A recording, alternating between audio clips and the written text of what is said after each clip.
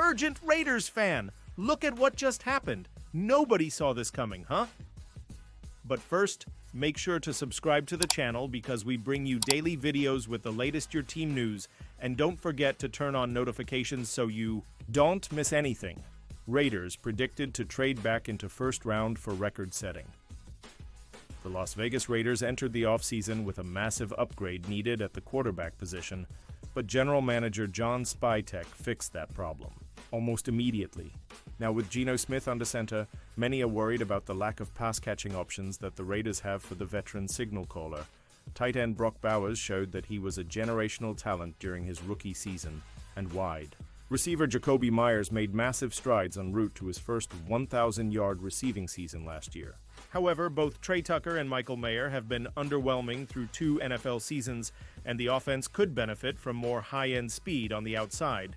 The Raiders are likely to be out of range for Travis Hunter in the first round, and any other receiver would be considered a reach with the number 6 pick. However, CBS Sports' Jonathan Jones found a clever way for Las Vegas to land a high-end prospect. He had the team trade back into the first round, striking a deal with the Philadelphia Eagles to land Ohio State receiver Emeka Egbuka.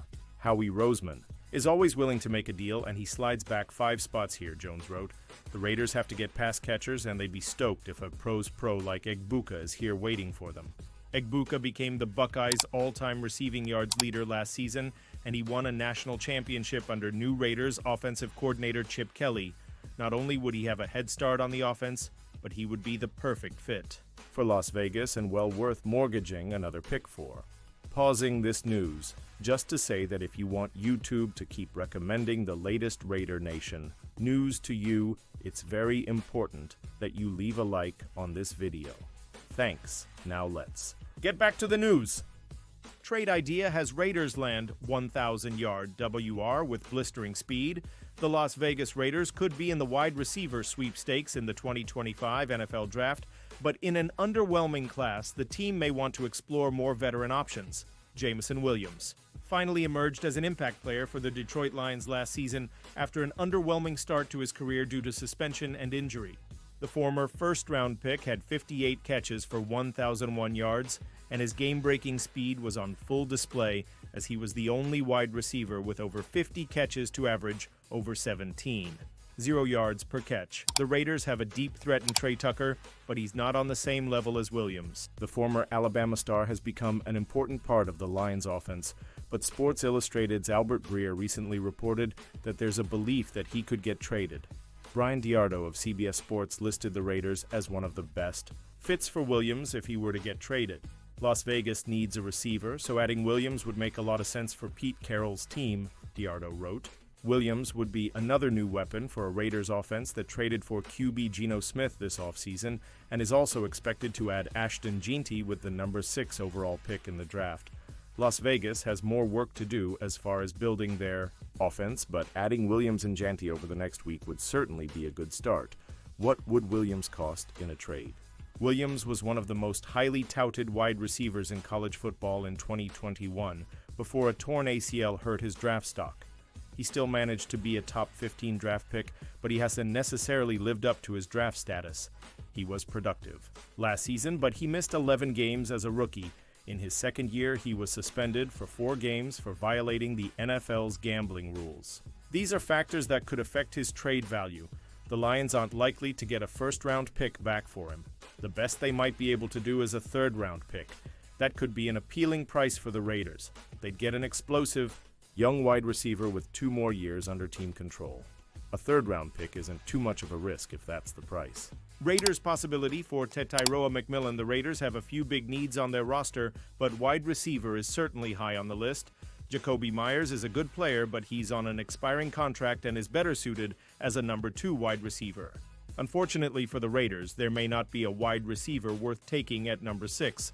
The only name that could make sense is Arizona wide receiver Tetairoa McMillan. While it seems unlikely that a team will take him in the top 10, The Athletic's Jeff Howe is hearing that the Raiders may not have ruled out taking the big wide receiver. Finally, one team believed McMillan was a legitimate possibility, Howe wrote. Raiders run game coordinator and offensive line coach Brennan Carroll coached McMillan for a couple of seasons at Arizona. Raiders draft glaring needs open up possibilities. Las Vegas GM and head coach get first draft class to set a foundation. Prepare. For all eventualities, that's a proper modus operandi MO when it comes to the Las Vegas Raiders this upcoming 2025 NFL Draft weekend. This isn't simply because the Silver Black have a new regime headed up by General Manager John Spytek, head coach Pete Carroll, and minority owner Tom Brady. It's also due to the Raiders roster showcasing glaring needs that open up a myriad of possibilities. Let's not get it twisted. The Silver Black has talent. There's simply just not enough of it on the current roster. The multitude of directions Las Vegas can go with not only their first selection, the number 6 overall pick, but the other 9 is truly intriguing. The new power structure could trade up, stand pat, or trade down in the opening stanza, which will set the tone for the rest of the draft. What Spytek and Carroll do in regards to the roster building over the course of the 3-day draft will give us true insight on what kind of football team the Raiders will be in 2025 and beyond. Mere formality, there was no such under-the-hood look. On Friday, Spytek and Carroll fielded questions during the team's annual pre-draft press conference, and there were no comments on specific prospects or how the pair view the 2025 draft class. There was no pulling back the curtain, no insight. Other than noting they're working together well and their draft philosophy is in lockstep, the shroud of mystery remains, and for those expecting even a hint of what Las Vegas is going to do Thursday. Through Saturday, there was none of that. And for good reason. Pre-draft pressers are talk for the sake of talk. No substance, just a league formality. I'd be remiss not to mention Spytek and Carroll don't truly know what they'll do in the first round on Thursday because the Raiders don't select until 6th overall. Identifying who they'll take and zeroing in on a particular prospect is impossible, with 5 picks ahead of them. Add into that Las Vegas not having anything close to a complete roster, this all harkens to the number of possibilities, making it a situation where whomever Spytek and Carroll selected number 6 and the other 8 selections or trade picks to move up and down apt. Overtrying is really a problem when you try too hard to make something happen that maybe isn't justified, Carroll said during the press conference. And that comes from wanting to fill holes and fill voids, and you overreach. We don't want to do that. We want to be very composed about the decision-making and not get all enamored with one person who's going to make the difference in the draft. We'd rather go about it in a very deliberate way. Naked eye. The laundry list of Raiders' needs doesn't require you to have super sleuth skills. It's visible to the naked eye. From starters to depth, Las Vegas key position needs in no particular order. Range from cornerback, linebacker, wide receiver, running back, offensive line, and quarterback. There's nary a position group on the roster that Spytek and Carroll can't bolster. Perhaps starting tight end, kicker, punter, and long snapper are the 4 spots that are gravy. Due to this, there's a high likelihood Raiders decision makers are in a perfect storm spot where BPA fills a need. It's a combination of both, Spytek noted. Certainly we have to take into mind places that we're not as deep at certain positions. And also we have opportunities to add really good players too, whether we think we need that player or not. From my experience, there's 2 things. If you start forcing players because you need them, you end up regretting that, and you also can't have enough good players at certain positions too. Sometimes what doesn't feel like a need right now becomes a need after 1 or 2 injuries during the season, and then you're thankful you took this really good player. At the end of the day, we're going to combine all of that along with character and injury data, and we're going to have a cool stack setup, and we're going to pick the best player available. Popular Unsexy Boys State running back Ashton Jeanty is the popular projection to the Raiders at number 6 overall. There's nary a mock draft that doesn't have the talented tailback landing with the Silver Black. While Spytek avoided commenting on Jeanty specifically, the Raiders GM remarked on valuing running backs despite the NFL narrative shifting to the devaluing of the position group. Just how much value Spytek places on the position will be told draft day. Las Vegas did well to sign veteran Raheem Mostert in free agency, but the Raiders need quality depth in the backfield, and the tailback class is described to be littered with talent. That said, Spytek and Carroll are of the same ilk when it comes to building a football team. It starts in the trenches. Thus, if the pick is an offensive lineman, don't be surprised. A prospect at number 6 overall, like the Missouri Tigers' Armand Membo, the LSU Tigers' Will Campbell, or the Texas Longhorns' Kelvin Banks Jr., isn't going to be sexy or scintillating like Jeanty, but it helps bolster the Raiders in the trenches. Related silver minings. Why not Ashton Janty? We're likely not going to see a out-of-left-field type selection at 6th overall by this. I mean, if Las Vegas selects East Carolina cornerback Chevin Revel Jr. without trading down. Revel Jr., for me, is atop the Carroll-type cornerback list. Spytech.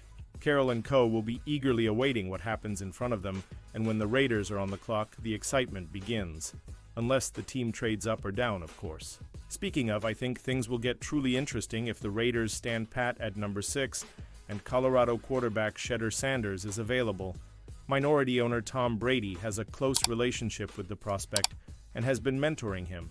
I find it difficult for Brady to remain quiet if Sanders is there for the taking, but while the first-round selection is vital, how the Raiders use the other 8 picks is integral to this draft class. It should be the foundational group that sets the stage for success to come from the Spytech Carroll regime. The silver-black lack of success since a Super Bowl appearance in 2002 hasn't been pleasant for Raider Nation, and the numerous draft whiffs plays a large part in that.